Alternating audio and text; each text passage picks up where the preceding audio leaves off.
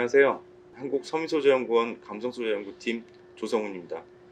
본 강의를 진행해 주실 주식회사 이세 FNC의 안지원 박사님을 소개해 드리겠습니다.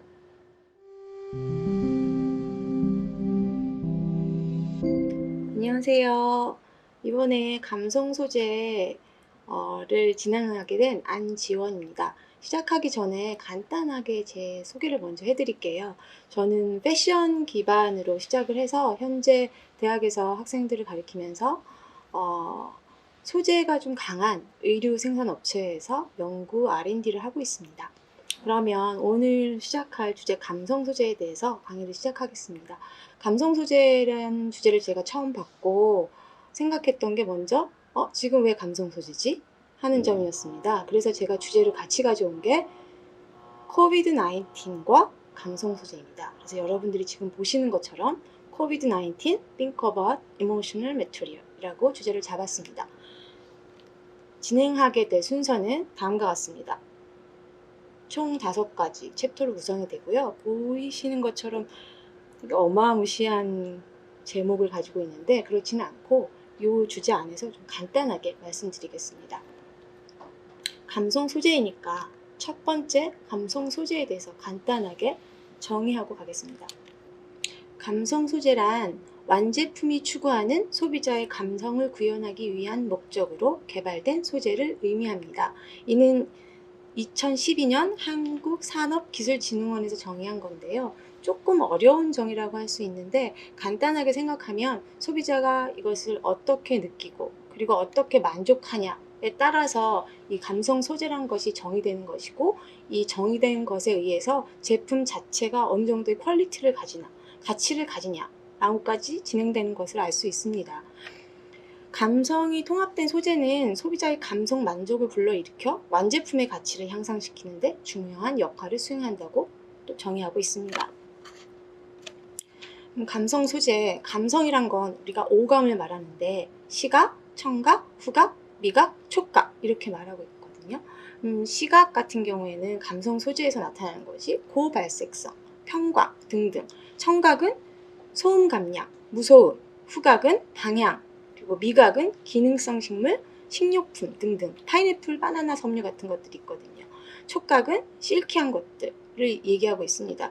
근데 우리가 여기서 한번 생각해 볼 것이 있는데요. 제가 지금 정의한 것들이 2014년, 2012년으로 가고 있거든요. 보면 감성 소재란 것들은 이미 2010년대 초반에 충분히 정의가 되고 연구됐다는 점입니다. 그러면 왜 지금 이 시점에서 우리가 감성 소재에 대해서 논해야 되는가?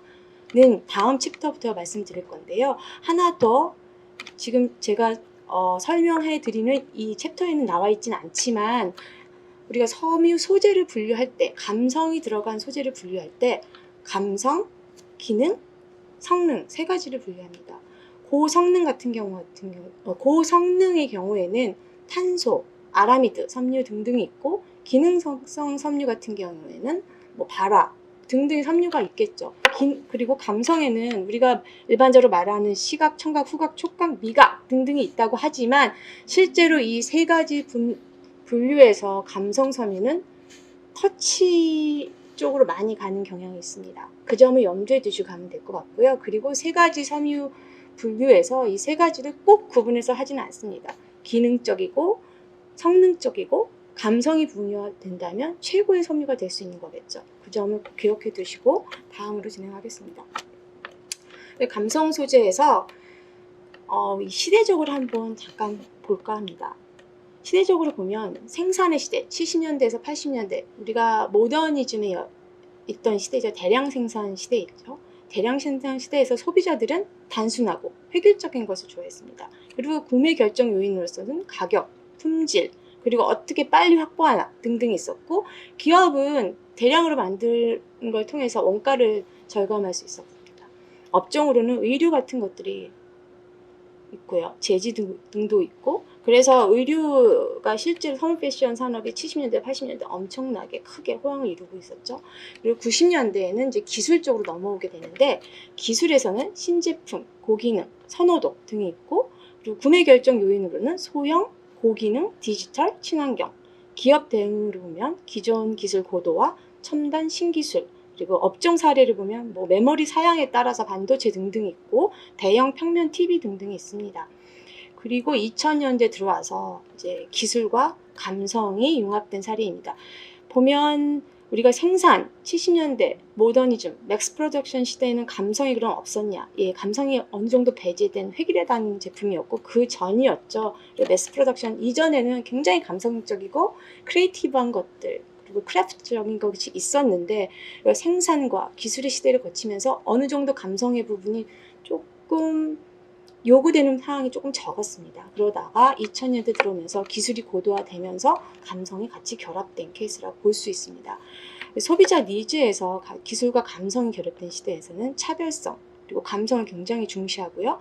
구매 결정 요인으로서는 소비자들이 디자인, 그다음 사용 편의성, 복합화, 콘셉트, 색상, 매력과 브랜드 이미지 등등을 고려하고요. 기업 대응에 있어서는 소프트 컨텐츠 강화를 통한 고객 감성 포착하고 타 업종 기술을 접목해서 서비스를 확대하는 것에 중점을 두고 있습니다. 업종 사례로는 보면 뭐 향기 나는 자동차, 주얼리, 그리고 핸드폰 등등 볼 수 있습니다.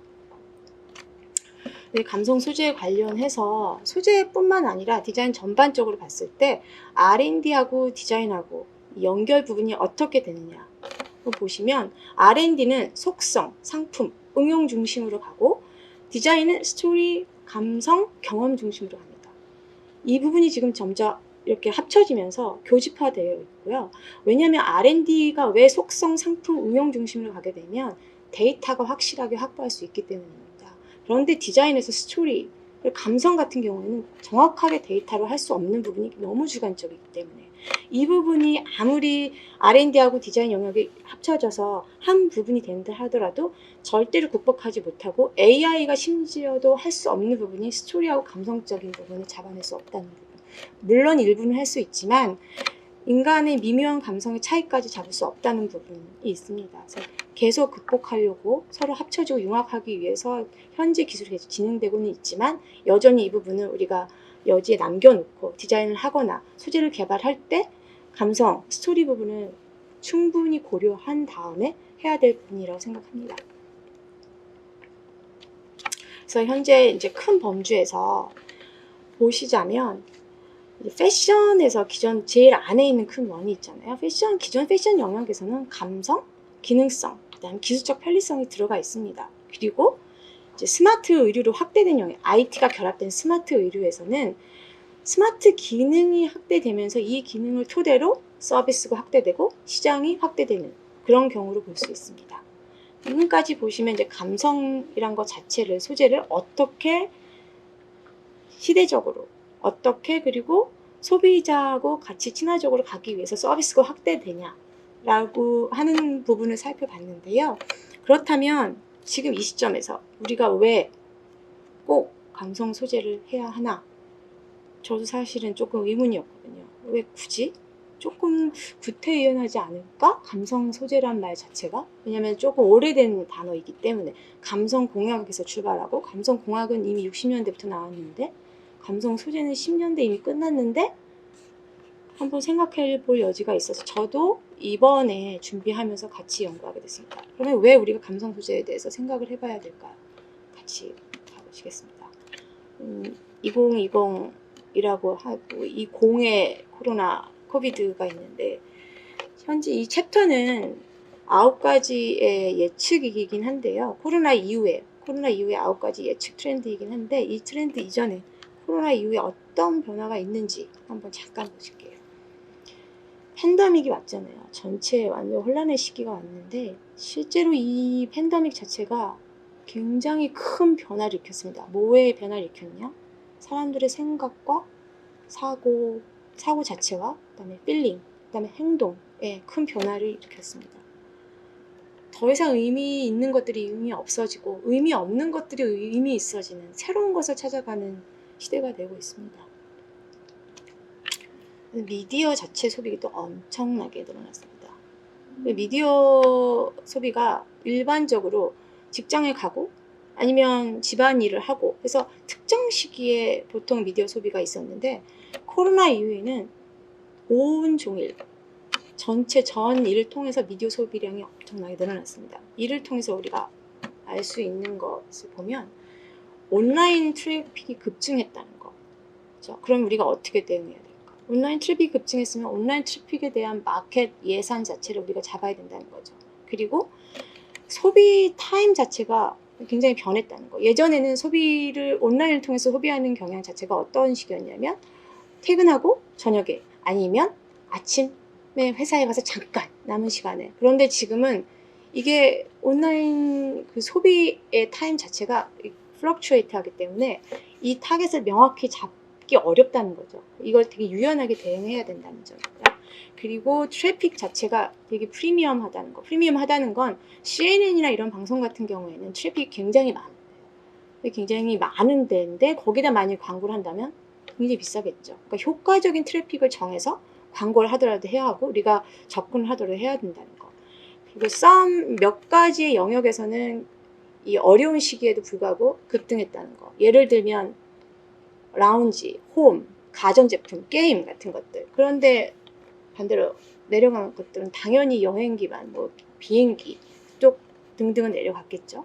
그리고 플랫폼 자체가 굉장히 다양화됐다는 거. 오히려 이 온라인을 통해서 훨씬 더 다양해진 플랫폼을 우리가 사용하고 공유할 수 있다는 거.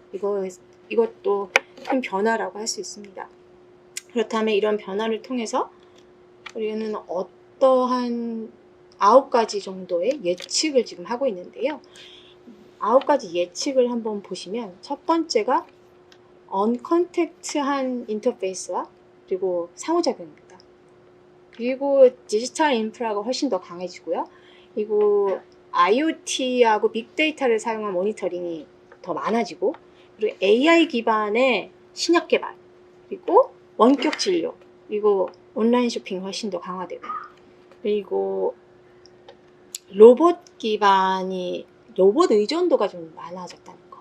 왜냐하면 바이러스 때문에 사람이 갈 수 없는 것도 그렇고 사람들이 이제 어려운 부분에서 할 수 없는 것들을 로봇들가 할 수 있다는 거죠. 그리고 더 많은 디지털 환경에서의 이벤트하고 퍼포먼스가 증가했다는 것. 그리고 집에서 즐길 수 있는 e스포츠가 굉장히 늘어났다는 점이 메인 트렌드라고 할 수 있습니다. 이것과 그러면 감성 소재는 무슨 연관이 있을까요? 감성 소재는 소재의 터치감에 좀 더 중점을 둔 거라고 생각하는데 이 터치감을 우리가 디지털 환경에서 볼 수가 없는데 왜 그럴지 같이 가보실까요? 지금 그 9가지 트렌드 예측이 있었잖아요. 9가지 예측에서 실제로 우리가 실제 옷에 관련된 트렌드 포캐스팅은 어떨까 한번 보실까요?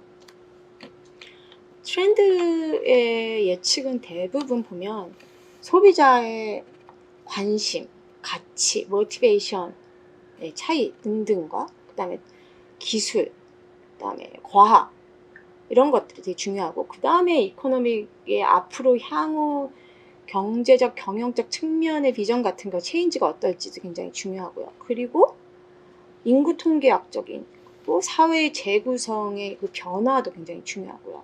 그리고 마켓 구조 자체의 변화, 그다음에 뭐 정치적인 거, 문화적인 것들의 변화도 모두 트렌드에 영향을 미치고 있습니다. 제가 여기서 조금 중점적으로 본 것 중에 하나는 인구 통계학적 변화와 사회 구조의 변화에 따른 트렌드 변화입니다.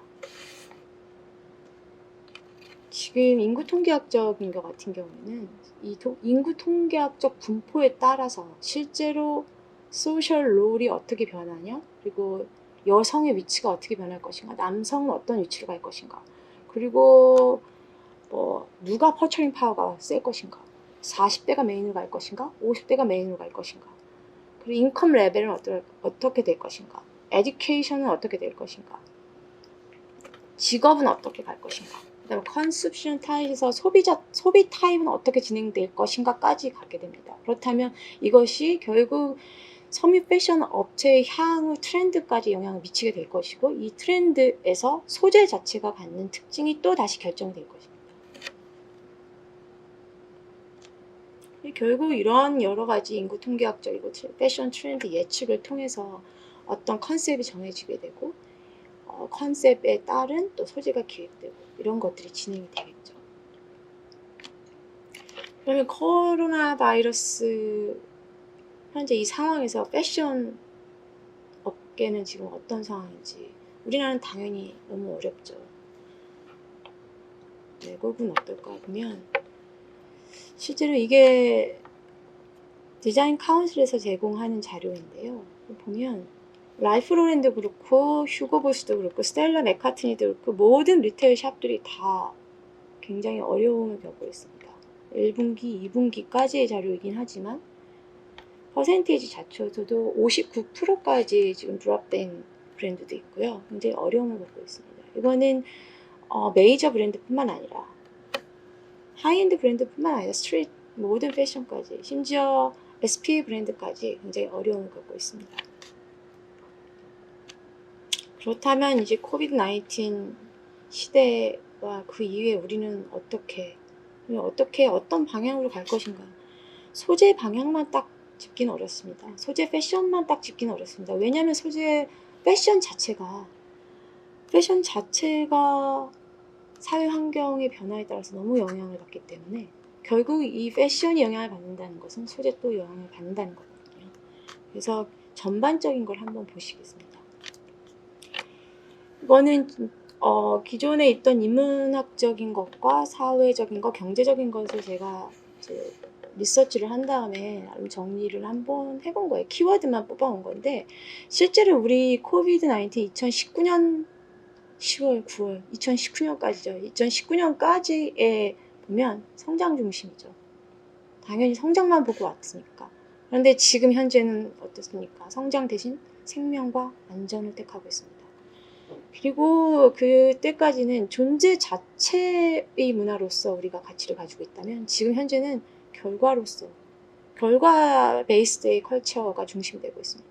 그리고 이제 이 말이 되게 웃겼는데 제가 우리가 남이가 라는 거에서 지금 우리는 남이다 라고 바뀌었다는 거. 그리고 이 점도 우리가 기억해야 될 거.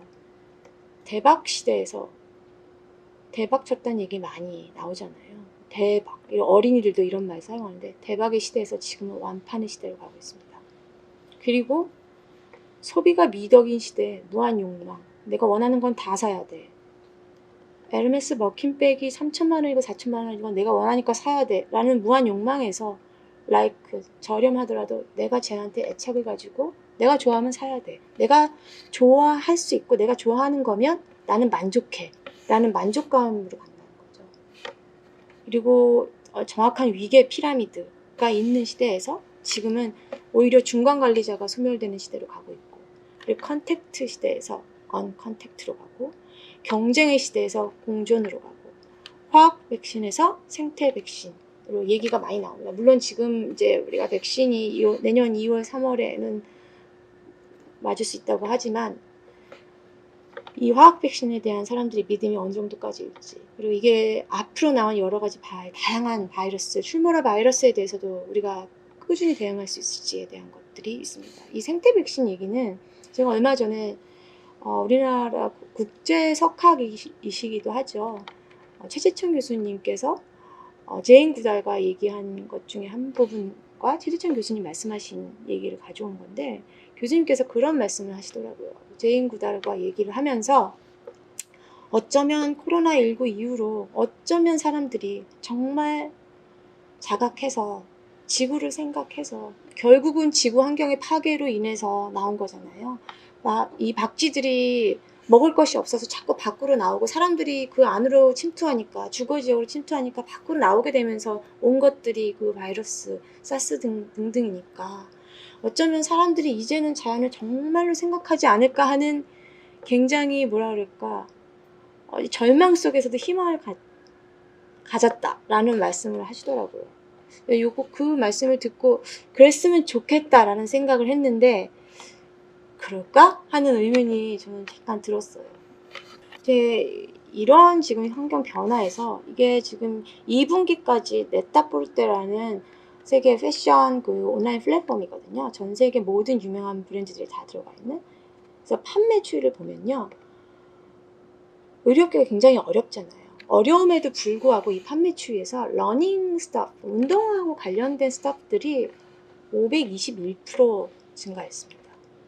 그리고 헤어하고 마스크 같은 게 280%, 그다음에 스웨트셔츠죠. 일명 제가 지금 입고 있는 것도 스웨트셔츠라고 하는데 이 땀 흡수를 할 수 있는 거거든요. 굉장히 편한 셔츠인데 이런 것들이 254% 증가했고 라운지웨어가 124% 증가했습니다. 그럼 여기서 우리가 한번 생각해 볼 게 있을 것 같아요. 보면 아까 제가 섬유를 3가지로 구분한다고 그랬잖아요. 감성, 기능, 성능. 성능 같은 경우는 지금 굉장히 메인 핵심 기술이 있죠. 탄소 섬유 같은 경우. 그렇지만 탄소 섬유나 아니면 기능성 섬유 같은 경우는 산업계 전반에서 이용하는 거고 실제로 감성 섬유 같은 경우 패션에서 이용하는 거거든요. 그럼 감성 섬유는 기능적이지 않나? 아니거든요. 스웨트셔츠는 흡한석권이 있어야 되는 거거든요. 그러니까 두 개의 요건이 충족하거나 세 개가 충족한다면 정말 금상첨화겠지만 거기에 소비자는 결국은 내가 입을 수 있는 것, 내가 내 몸이 느끼는 것, 내가 내 몸이 받아서 좋은 것에 집중한다는 것이죠. 그래서 이런 것을 봤을 때 실제로 기능적인 것이고 뭔가 어떤 소재의 성능이라든지 기능이 부여된 그 소비 패턴보다는 자기가 정말 만족하는 것, 내 몸이 좋아하는 것, 나를 위한 것의 위주의 소비가 확 늘어났다는 점. 이 점을 염두에 두실 필요가 있을 것 같습니다.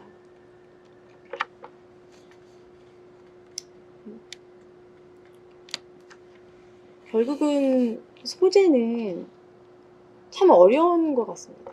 왜냐하면 소재 자체는 우리가 느끼는 거대로 그대로 반영을 하거든요. 그리고 우리가 느끼는 건 바로 소비로 이어지고 다음 소비로 이어지는 거거든요. 그게 바로 감성적 요인을 자극하는 거 아닌가 싶습니다. 오감이라 했지만 결국은 내 몸이 느끼는 거, 그리고 내 몸이 느껴서 바로 내가 반응을 할 수 있는 거.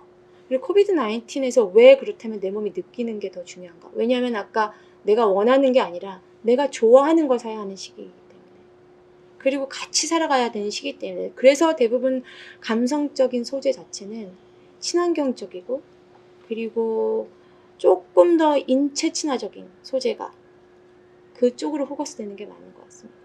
심지어 친환경적이라고 해도 이런 지금 보이시는 것 같이 동물성 섬유가 친환경적이 아니냐? 아니거든요. 동물성 섬유도 우리가 어떻게 이 섬유를 채취하고 재배하는가에 따라서 충분히 친환경적인 섬유라고 할 수 있습니다.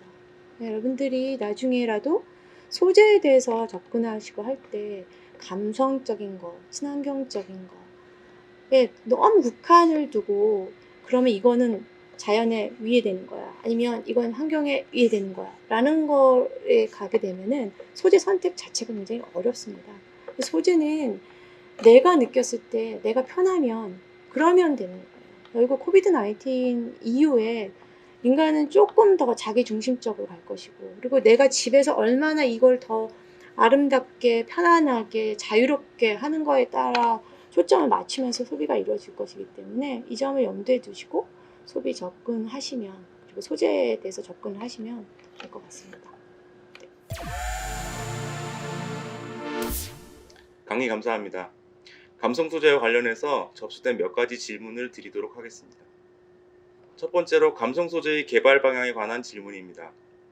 4차 산업혁명과 코로나 시대 같은 비대면 기술이 발전하는 시대와 인간의 감성에 호소하는 기술은 거리가 있다고 생각되는데요. 4차 산업혁명 시대의 감성 소재는 어떤 방향으로 개발되어야 할까요? 이 부분에서 우리가 한번 생각해 볼 점이 있는데요. 인간 감성에 호소하는 것이라기보단 인간 감성을 어떻게 자극하는가에 따라서 기술 같은 것도 그렇고 방향도 바뀌어야 된다고 생각합니다. 4차 혁명 시대에 실제로 감성 소재는 4차 혁명은 지금 현재 VR, IoT 등등이잖아요. 근데 이 VR과 IoT 그리고 AI 등등이 아무리 발전한다 하더라도 가장 어려운 것 중에 하나가 사람이 개인적으로 주관적으로 느끼는 소재의 포인트를 어떻게 뽑아낼 것인가, 이 부분을 못 잡는다는 거거든요. 그렇다면 우리가 멈춰야 되는가? 그건 아닌 것 같고요. 꾸준히 인간 자체, 그러니까 4차 혁명의 기술을 만족하는 것이 아니라 인간 자체, 인간이 가지고 있는 욕구, 내가 소재에 대해서 필요한 니즈 자체를 만족시킬 수 있을 정도의 그런 쪽으로 방향으로 소재를 개발하는 게 맞지 않나 싶습니다. 그리고 VR, AI, IoT 등등은 나중에 이러한 소재를 어떻게 서비스하고 어떻게 실제로 온라인과 디지털에서 구현하느냐에 이 기술들이 지원을 하는 게 맞다고 생각합니다. 그 소재 자체를 4차 혁명에 맞춘다는 게 아니라 감성 소재 자체는 그냥 개발이 되는 게 맞을 것 같고요. 그리고 기술 자체가 소재를 어떻게 디지털화해서 구현할 수 있는가에 초점을 맞추는 게 맞을 것 같습니다. 마스크 시장에 관련된 질문입니다. KF80, KF94 마스크가 아닌 섬유 원단으로 만든 마스크 시장은 앞으로 어떻게 될까요? 그리고 향후 원단 마스크는 어떤 방향으로 개발되어야 할까요? 지금 보건 마스크와 패션 마스크이면 데일리 마스크 말씀하시는 것 같은데요. 보건 마스크도 그렇고 데일리 마스크도 그렇고 이미 포화 상태잖아요.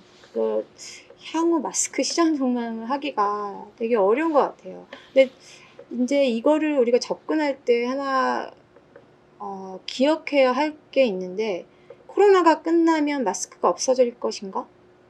그러니까 마스크가 코로나 이후에 종식이 돼서 산업이 완전 소멸한다 그럴 것 같지는 않아요. 왜냐하면 많은 생태학자라든지 아니면 뭐 여러 가지 바이러스나 미생물 학자들이 얘기하는 길을 더 강력한 것이 온다. 결국은 앞으로는 바이러스와의 전쟁이라 하니까 접근에 있어서 조금 다르게 해야 된다는 게 제 생각인데, 왜냐하면 서양과 동양은 다르잖아요.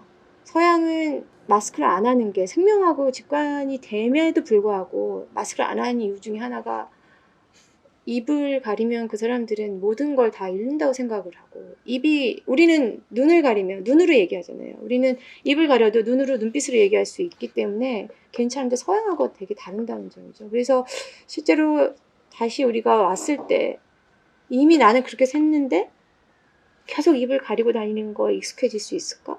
서양에서 지속적으로 마스크 소비를 계속 할까? 그 부분은 약간 의문이 들어서 이건 문화적 측면이 너무 강한 거기 때문에.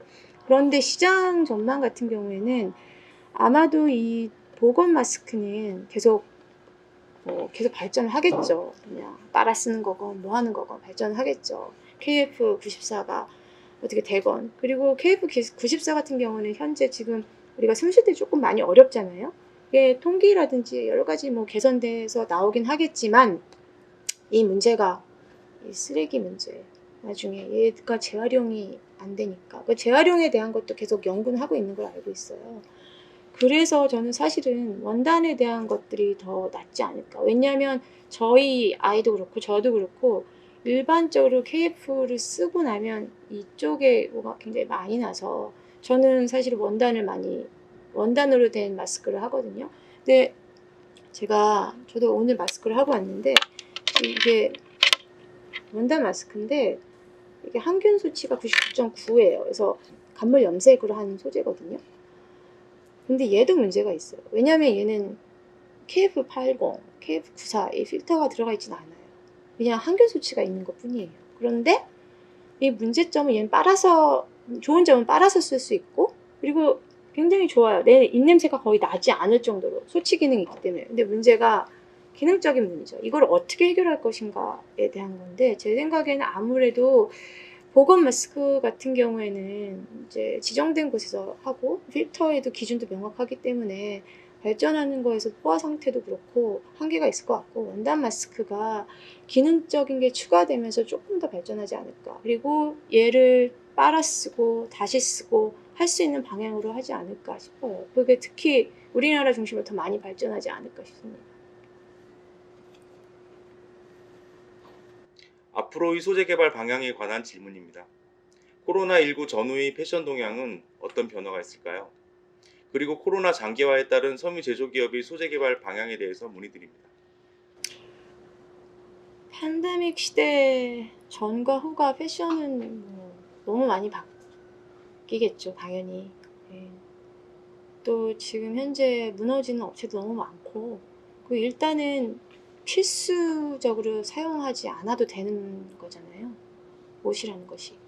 먹는 거는 계속 먹어야 되지만 옷은 없어도 되는 거기 때문에, 그리고 옷을 사러 굳이 나가지 않기 때문에 이게 문제입니다. 왜냐면 우리나라 업체가 특히나 온라인 대응이 굉장히 늦어요. 패션 업계가 굉장히 느린 편이에요. 패션이 빠름에도 불구하고 패션의 트렌드가 빠르지 패션의 그 유통 환경을 확대하는 데 굉장히 느려요. 그래서 지금 전반적으로 패션 업계들이 되게 늦은 대응을 하고 있거든요.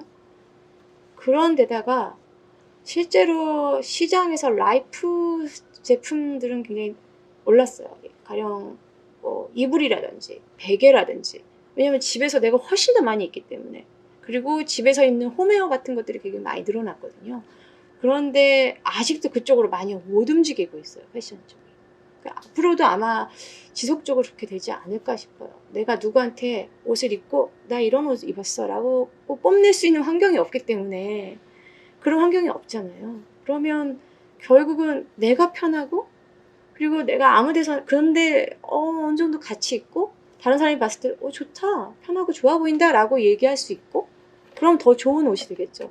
그쪽 방향으로 간다면 아마도 조금 더 편한 라운지웨어나 아니면 홈 쪽 웨어나 소재 같은 경우도 라이프 쪽에 포커스가 된 원단들이 훨씬 더 많이 연구가 되고 그쪽 소비가 더 늘어날 것 같습니다. 그리고 당연히 뭐 바이러스랑 박테리아 같은 것들에 대한 항균 쪽도 당연히 연구가 많이 활발하게 이루어지겠죠. 근데 그쪽 부분은 아직까지는 보편화되기 될 때까지는 좀 시간이 있기 때문에, 거기에 될 때까지 사람들은 집에서 내가 충분히 이 나의 욕구를 채울 수 있는 소비 쪽으로, 그리고 홈, 라이프, 라운지, 그 다음 편안한 러닝 쪽으로 소비나 소재나 다 그쪽 방향으로 가지 않을까 싶습니다.